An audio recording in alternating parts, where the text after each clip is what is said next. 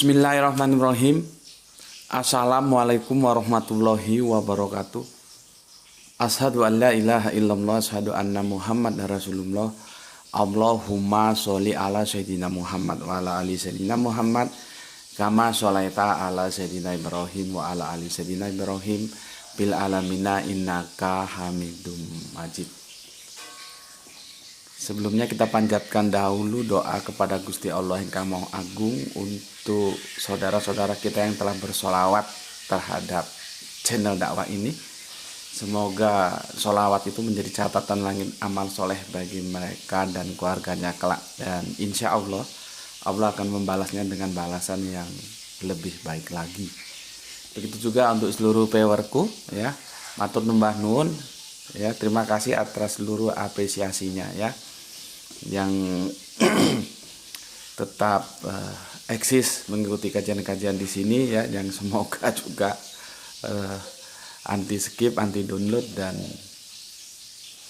juga mempunyai sebuah giroh, ya, untuk mengambil peran serta menciarkan, walaupun itu hanya sekedar lewat men-share dari kajian-kajian ini via link, ya.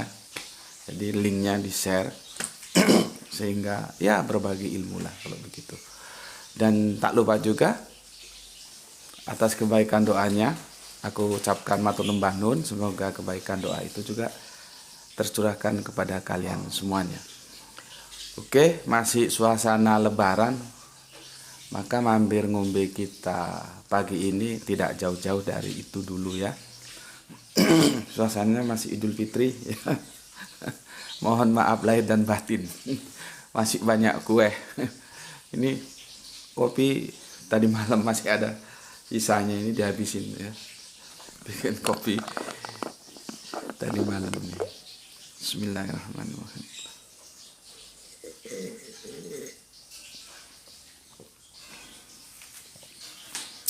Oke. Kalian sudah jalan-jalan kemana saja? Ini hari ke-3, ya tuh. Insya Allah mulai hari ini atau tepatnya besok biasanya sudah mulai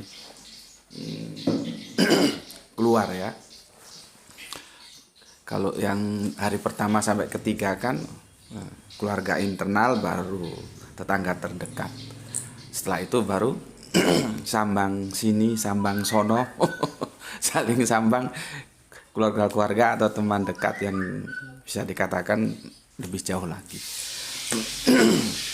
Ini istri lagi goreng-goreng, jadi kalau noise-nya masuk ke sini ya dimaklumi saja. Karena cuman berjarak berapa meter itu sudah tempat menggoreng. Oke, kita selalu santai di acara rubrik mampir ngombe kali ini, ya. Aku akan mengajak kalian berpikir gitu, ya. Bagaimana sih sebetulnya duduk permasalahannya itu supaya kita tidak salah mensikapi.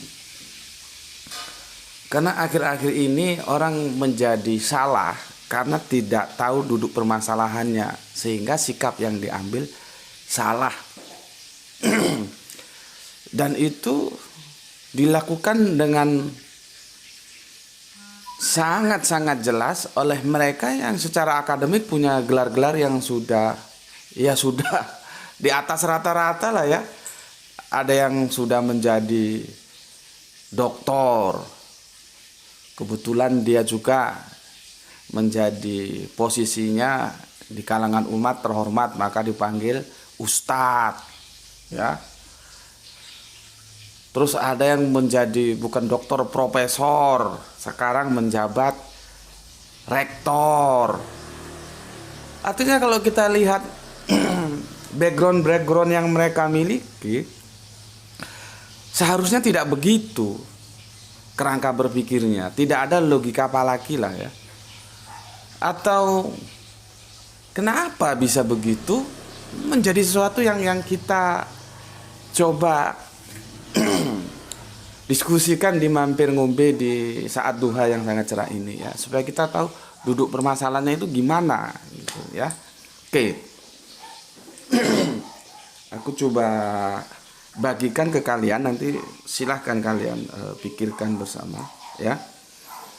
Maka tajuk mampir ngombe di duha yang cerah ini adalah lokus delikti, agama dan budaya, kaum gurun dan halal bihalal. Itu anunya tajuk kita ya. Lokus delikti. Jadi kita coba mencari domainnya itu di mana, lokus lokal, tempatnya itu di mana budaya, di mana agama ya. Kaum gurun itu kenapa menjadi masalah, halal bihalal juga kenapa menjadi masalah ya. Oke, aku coba pelan-pelan bagikan ke kalian. Aku sudah sarikan tadi ya. Jadi begini, agama dan budaya kerap kali dicampur, atau bisa juga kerap kali tercampur ya, sehingga orang tidak bisa membedakan mana yang agama dan mana yang budaya.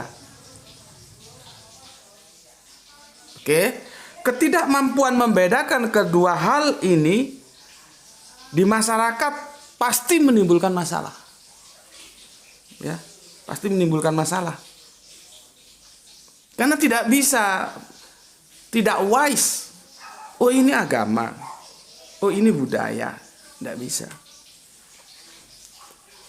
Jadinya kekacauan dalam kehidupan beragama dan berbudaya di masyarakat tak terkendali.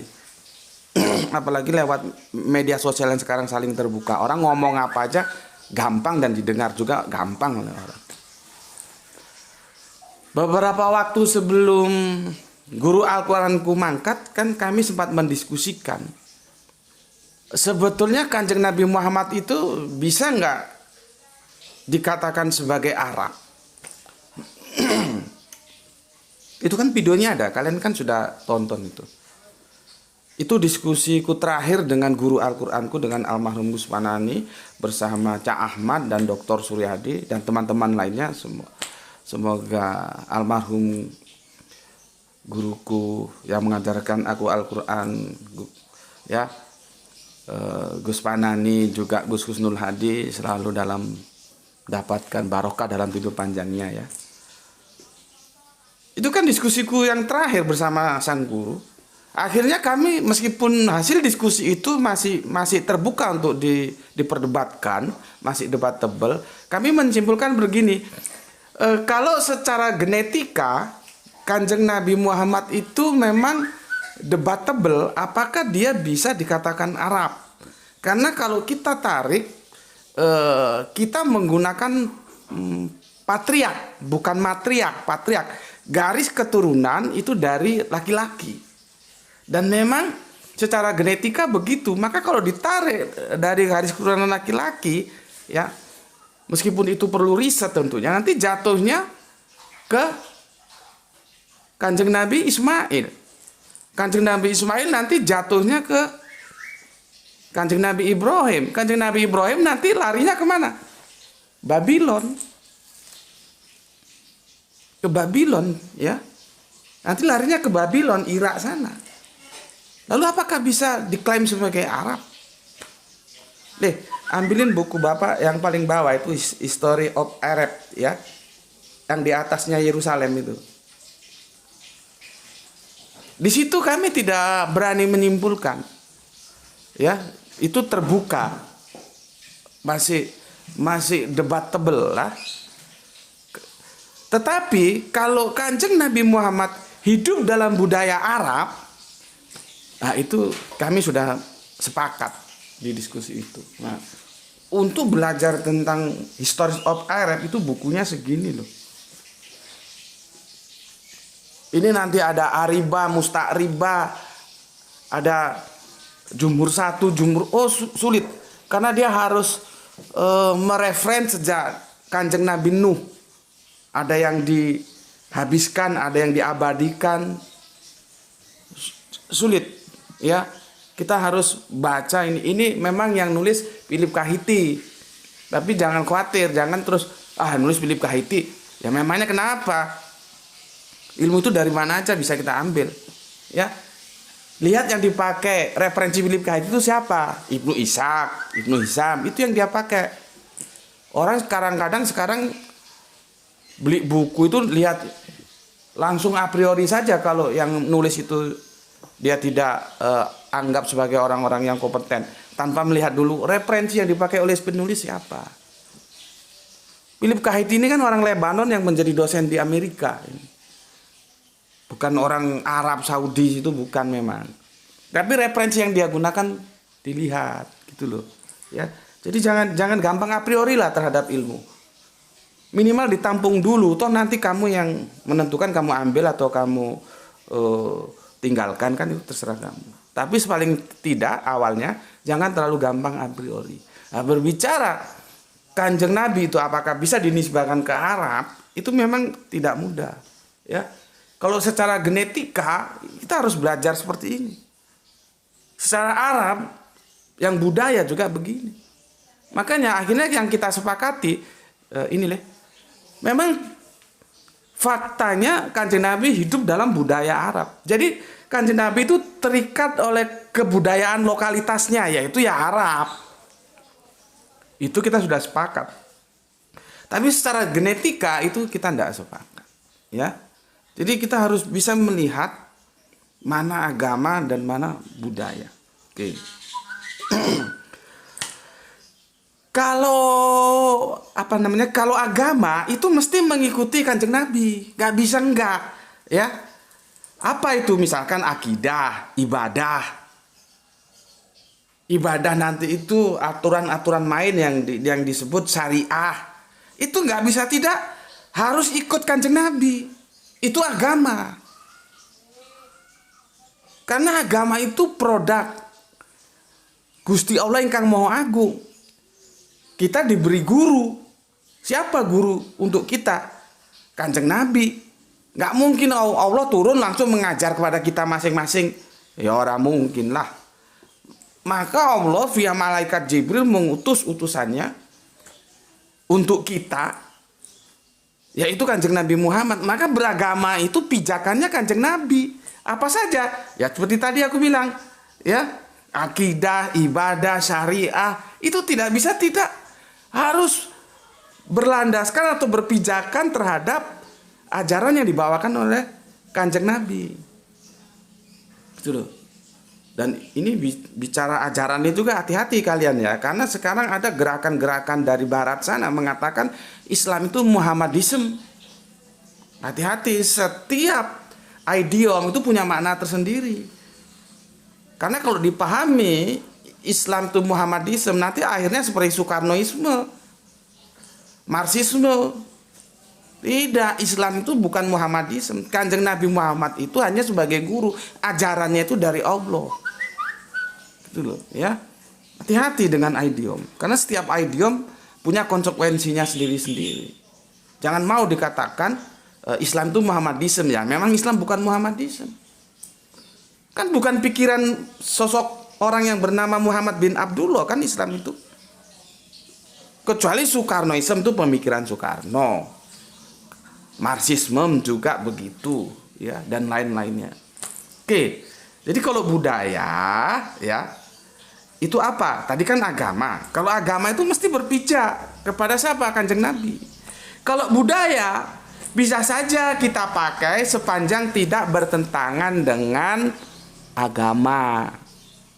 Karena apa? Budaya itu produk kita. Aku kan berkali-kali ngomong. Agama itu produknya Allah, maka dia absolut. Budaya itu produk kita, dia relatif. Makanya budaya Indonesia sama budaya Arab beda loh, tempatnya juga beda kok. Dia terikat ruang dan waktu. Nanti ada budaya India lagi yang tiap hari nehi aja itu beda lagi. Nanti ada Cina beda lagi. Nanti orang-orang Eropa sana beda lagi. Karena apa? Budaya itu diproduk oleh manusia itu sendiri sesuai dengan terikatnya lokalitas mereka. Maka beda-beda, di mana tempat bisa beda. Kalau agama dia absolut, dimanapun dia berlaku. Yang namanya sholat, khomsa sholawatin fil yaumil walailatin. Mbok dapurmu ndok Arab, mbok dapurmu ndok Indonesia, mau di India, mau di Cina, mau di Jepang, mau di Amerika, mau di Inggris, kamu tetap aja kalau kamu Islam diwajibkan sholat 5 itu. Karena dia universal.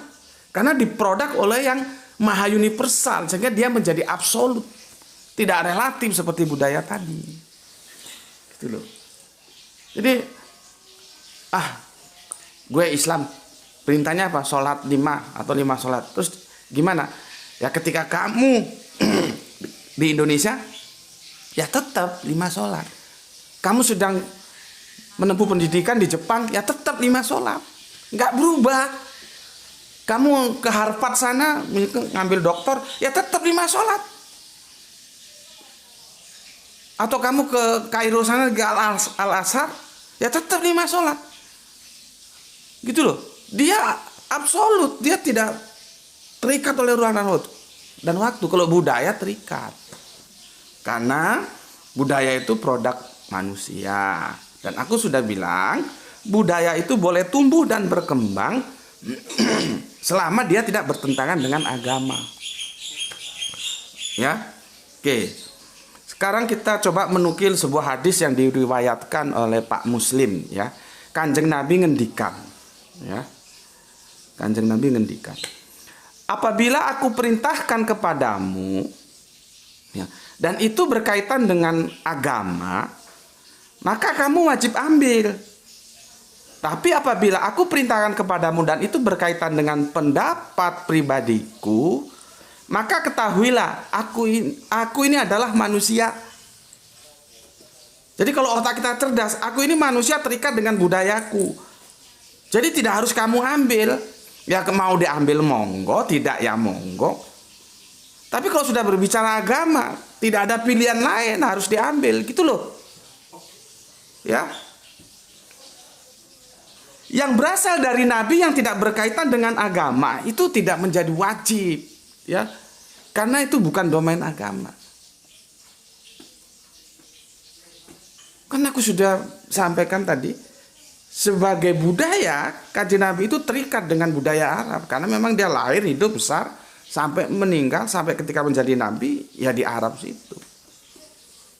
Sebagai budaya, kalau sebagai genetika masih debatable yang gue bilang tadi, ya.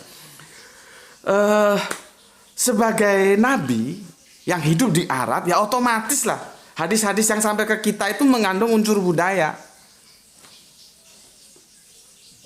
Ya, makanya harus hati-hati melihatnya, ya. Kecuali Al-Qur'an itu tidak. Ya. Oke. Berikutnya, ya, terjadi masalah. Ya, terjadi masalah dengan tidak pahamnya atau kita tidak mengerti mana domain agama, mana domain budaya, lokusnya di mana, ya, yang kemudian bermetamorfose, ya, domainnya nggak tahu, ya, jadi bercampur, yang mana Islam sebagai agama dan mana Arab sebagai budaya, jadinya tercampur, stereotip. Bahasa ilmu sosialnya menjadi stereotip dia. Dikirain Islam itu ya Arab, Arab itu ya Islam. Padahal kan kalau kita tahu, lah kalau Islam itu Arab, Arab itu Islam, ngapain juga Kanjeng Nabi perang? Yang perang itu loh ya sama-sama hidup di Arab dan dalam kultur Arab. Lah kalau memang Islam itu Arab dan Arab Islam, ngapain perang? Perang itu kan terjadi ketika Kanjeng Nabi bersama umat Islam, ya, mau mengaktualisasikan Islam dalam kehidupannya, itu berhadapan dengan budaya Arab-Arab pagan itu. Gitu loh.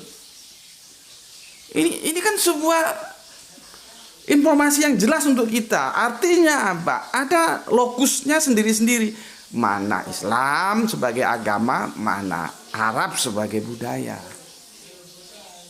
Gitu loh. Cuman karena kerancuan kita menjadi stereotip yang itu menjerat dan menjadi masalah, ya.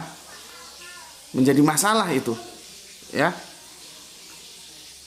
Sekarang kita lihat. Ada yang menolak budaya dengan kacamata agama. Ini masalahnya, ya. Ada yang menolak budaya dengan kacamata agama. Itu budaya, tapi dia potret dengan kacamata agama. Ya, dan ini bukan gelar-gelar sembarangan seperti aku bilang tadi, udah dipanggil doktor, ustadz. Tapi gebleknya ya seperti tadi itu. Dia memotret bahwa itu budaya, tapi dia potret pakai kacamata agama. Ya. Halal bihalal, oh itu tidak ada, Nabi tidak melakukan.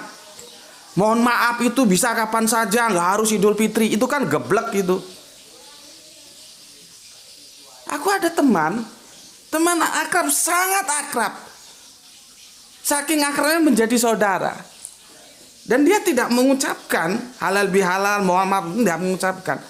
Dan aku juga tidak mengucapkan karena aku tahu sejak dia ikut kelompok itu, pahamnya sudah berubah gitu loh.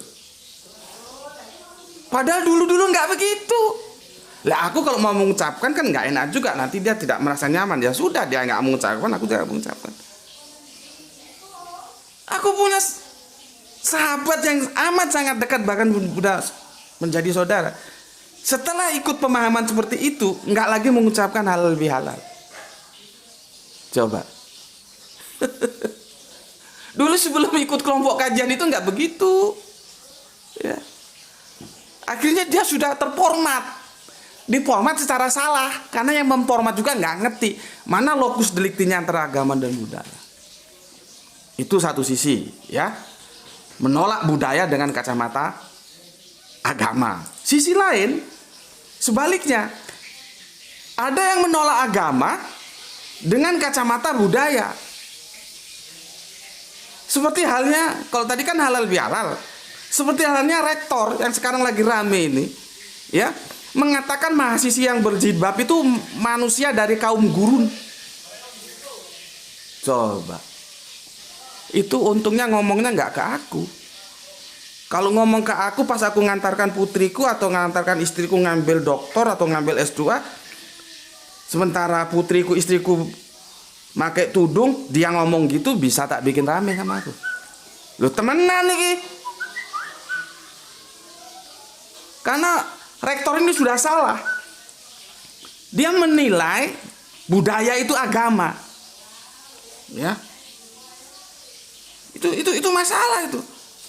Padahal ya, memakai tudung, memakai penutup itu bukan budaya, itu syariah di dalam Islam.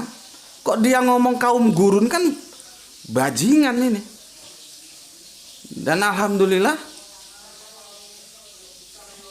orang-orang kita yang ada di DPR sana sudah memberikan peringatan keras supaya diberi sanksi ini orang seperti ini. Apakah negara kita ini anak didiknya mau dibawa ke hal-hal yang sekuler? Karena kalau aku baca kerangka berpikirnya ini rektor ini ya, ini sepertinya sekuler ini orang ini. Ya. Itu dua kesalahan akibat satu masalah. Memandang stereotip antara agama dan budaya sehingga tidak bisa membedakan. Yang satunya melihat budaya dengan kacamata agama, maka halal bihalal itu ora usah, ndak boleh, nggak ada zaman Nabi.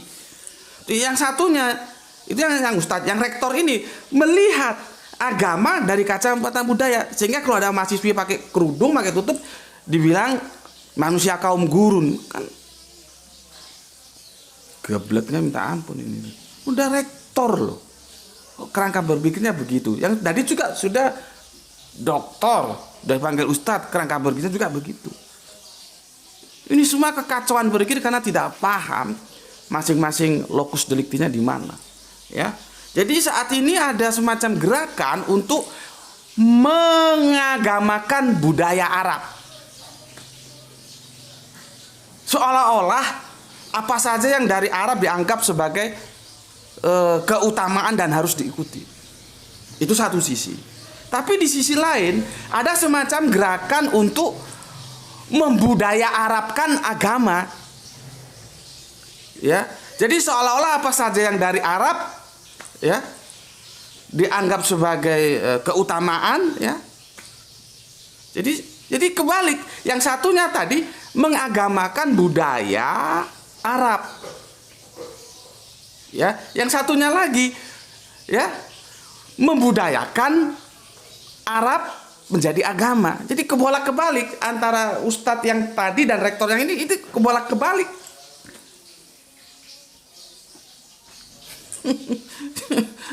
Ya itulah ya keadaan yang ada. Makanya kita harus teliti, harus cerdas, harus pandai, harus wise. Ya, jangan mengagamakan budaya, ya, sehingga halal bihalal tidak boleh, itu tidak ada. Orang itu budaya, bukan agama.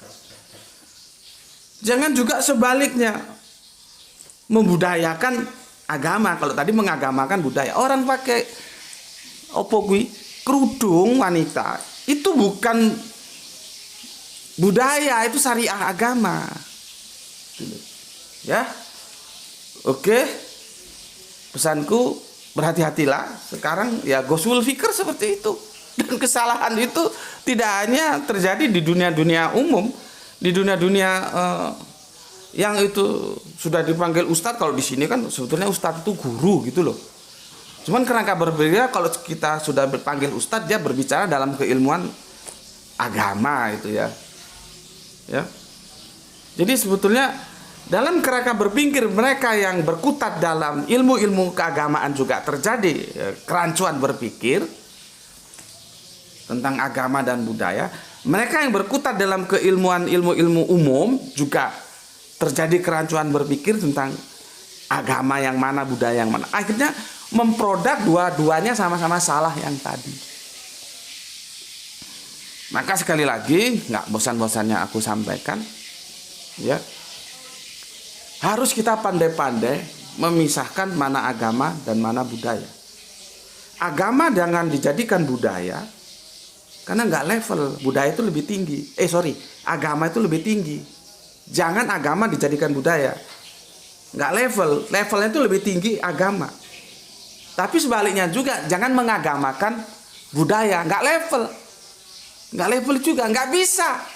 Ya biar saja pada domainnya masing-masing, pada lokusnya masing-masing. Agama sebagai agama, budaya sebagai budaya, ya. Dan agama boleh tumbuh dan berkembang sejauh dia tidak bertentangan. Budaya boleh tumbuh dan berkembang sejauh dia tidak bertentangan dengan agama. Itu yang bisa kita raih dalam hampir ngombe kali ini, sehingga kita tidak menjadi kuper jadi gimana ya, beragama itu enak kok jadi dibikin sulit gitu loh. Jadi mulai sekarang yang mau halal bihalal silakan halal bihalal, yang mau lahir batin, kalau di sini orang Jawa bilang ke tetangga minta maaf, silakan minta maaf. Nah, itu tidak bertentangan dengan agama, ya, tidak bertentangan. Tapi kalau ada pun yang tidak mau karena dia pahamnya sudah berubah, seperti kawan tadi itu yang sudah menjadi saudara aku, sekarang tidak mau mengucapkan, ya sudahlah, itu pemikirannya seperti itu. Ya, dia mempersulit diri aja. Karena tidak paham apa itu agama, apa itu budaya. Oke, sampai sini ya. Semoga kita semua selalu mendapatkan rezeki yang barokah dan kesehatan yang prima, sehingga bisa melanjutkan kajian-kajian kita sebagai bekal untuk kehidupan kita kelak. Oke, matur nuwun. Bismillahirrahmanirrahim. Alhamdulillahirabbil alamin.